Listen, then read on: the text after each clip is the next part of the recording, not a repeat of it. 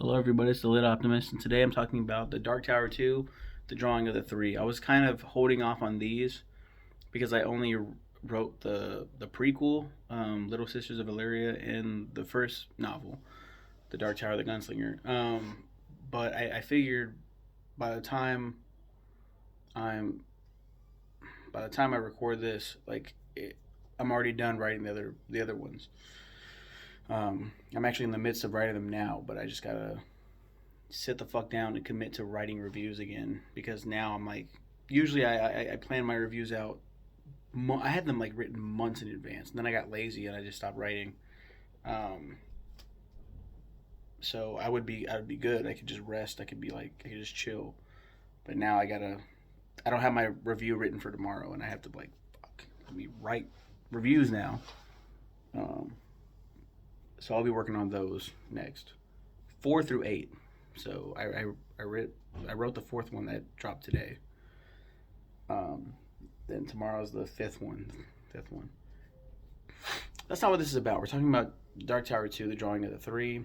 Roland Deschain of Gilead continues his quest towards the tower. He wakes on a beach, attacked by a creature he dubs a lobstrosity. He kills it, but not before losing his index and middle fingers on his right hand, as well as part of his right big toe. His wounds quickly becoming infected, he lumbers aimlessly until arriving at the first of 3 doors. He soon meets heroin addicted Eddie Dean, aka the prisoner, then the wealthy but crippled Odetta Holmes, who houses another identity within the evil Detta Holmes, aka the Lady of Shadows.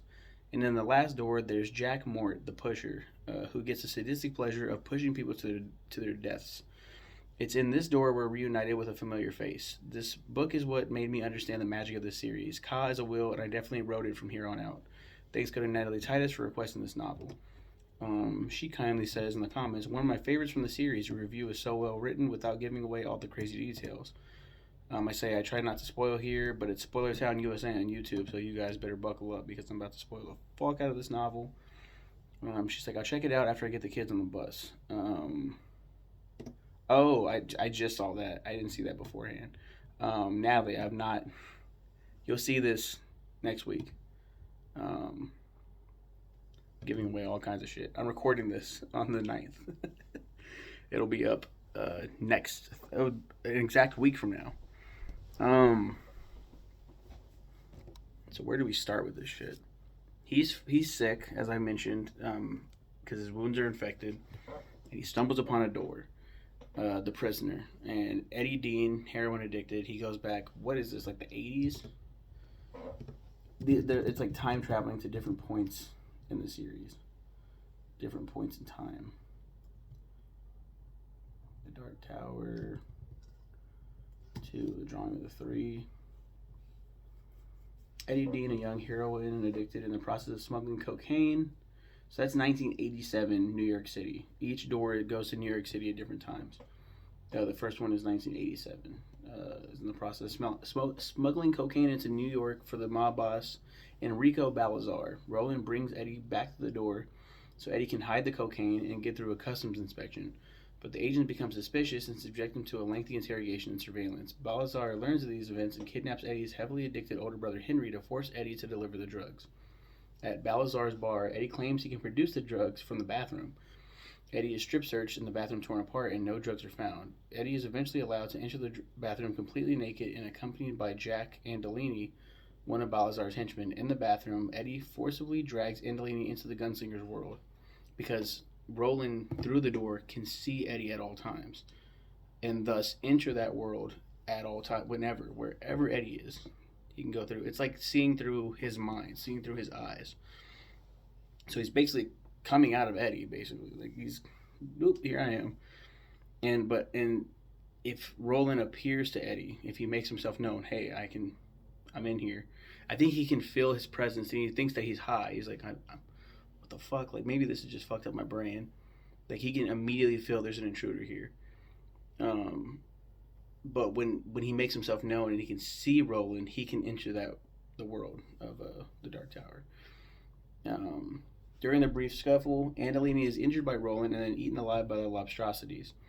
Eddie and Roland re-enter the bathroom, and overhearing that Henry has died from an accidental heroin overdose given by Balazar's men, engage in a lengthy but victorious shootout. While still mourning the death of his brother, Eddie decides to throw his lot in with Roland. Before the pair return through the door, they acquire some antibiotics Balazar kept in his bathroom for addicts who have acquired infections from IV needle use. With Eddie tending to him, Roland slowly recovers from his infection. Cause a will, so that everything has a purpose. This didn't happen by choice, by coincidence, by happenstance. This is how it's set in motion. Roland cannot change the timeline, the time of events. This is just how it's set. This is just how it was supposed to happen. Second door, Lady of Shadows, Odetta Holmes, a black woman with dissociative identity disorder that Eddie incorrectly labels as schizophrenia, who is active in the civil rights movement. She's wealthy and missing her legs below the knees after being pushed in front of a subway train. Back to Jack Mort. He's the one that pushed her in front of that train. So there you go. She was pushed in front of a subway train as a little girl. Odetta is completely unaware that she has an alternate personality, a violent predatory woman named Detta Walker that was brought on by head trauma at a young age. I think also from the push. Or maybe, no, so she was pushed in front of a train as an older woman.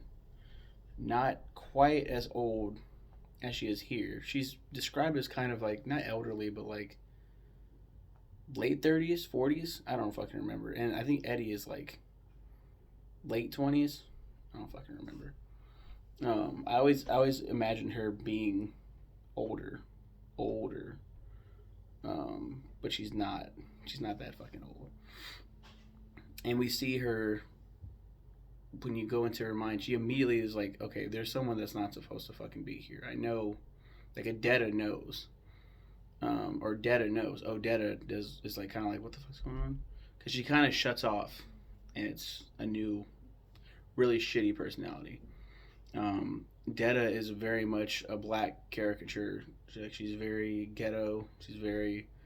She's stealing jewelry at the fucking start of the, and then we find out, oh no, Odetta is really cool, really nice black woman. That's what happened. She's older. That's what I was talking about. She gets pushed in front of the train.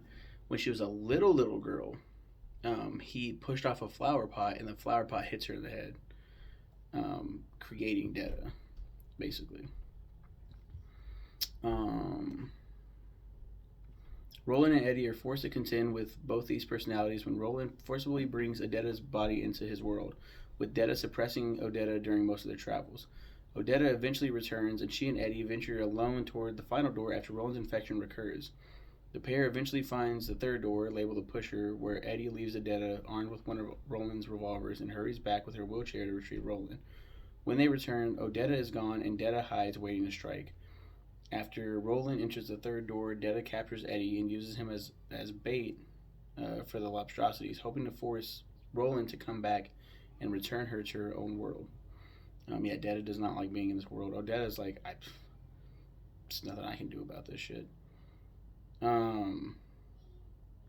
Instead of revealing a new companion, the third door leads Roland to Jack Moore, a sociopath who takes sadistic pleasure in injuring and killing random strangers, and the man responsible for the traumas that created Odetta's second personality and cost her both legs, as well as the death of Jake Chambers. In the first book, we talked about this in the last review, it's a pretty pivotal moment in the first novel to show how important the Dark Tower, getting to the Dark Tower, is for Roland.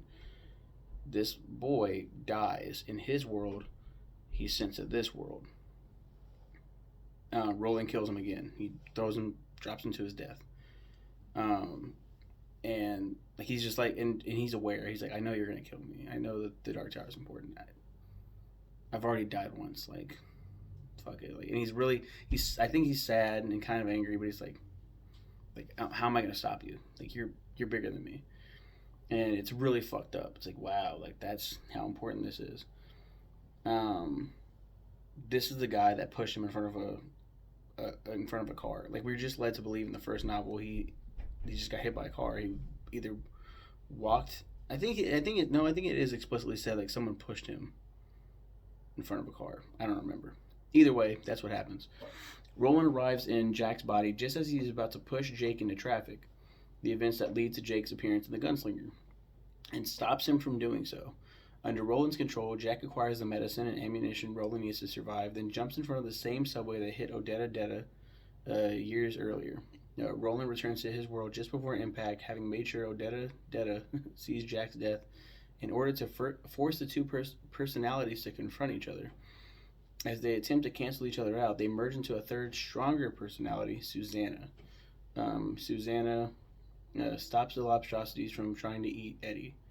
As the group travels away from the beach, Eddie, having broken his drug addiction after a powerful withdrawal, begins to fall in love with Susanna. Both owe their lives to Roland, but he is acutely aware that he may eventually need to sacrifice them to reach the tower. It's fucked up. Like, sorry guys, like the Dark Tower is more important than our quartet that we built. Really fucking good. It blew me away. I was like, oh, so now I understand why the Dark Tower is so important to not just Stephen King fans, but literary fans around the world. Like, people love this fucking series, and now I see why. The second book is phenomenal. The first one, I believe, just didn't hold my attention because it's so fragmented. The three short stories just kind of jam packed, glued together to make this patchwork novel, basically, and it's not the worst. I was like, this is gonna be boring as fuck. Like, speaking in Middle Earth talk, and he's a fucking cowboy with guns. Why are you talking like you're in the fucking Lord of the Rings and shit? And then it gets way better. I also think that what helped out with that was the introduction of Eddie and Susanna, and the reintroduction of Jake, and showing that these modern day characters, these of our world characters, they really do help out a lot. They really do support, they're supportive characters. They really do support the story and really hold that shit up. Roland's cool. You end up really liking Roland, especially after 2. With him dying, you kind of feel kind of bad, but you're like, you also like, bro, you sacrificed a little kid. But yeah, I don't know if I mentioned this with the Dark Tower. With the Dark Tower, the first one, and then the prequel, that's basically what is the reason why my cousin requested everything Stephen King ever. She was like, hey, I want you to read the Dark Tower for sure, but just read everything. Stephen King's amazing. And I was like, okay. So I'm reading everything by Stephen King. You guys have a good one. Remember, cause a will. Thanks again to Natalie Titus, my cousin. Bye, everybody.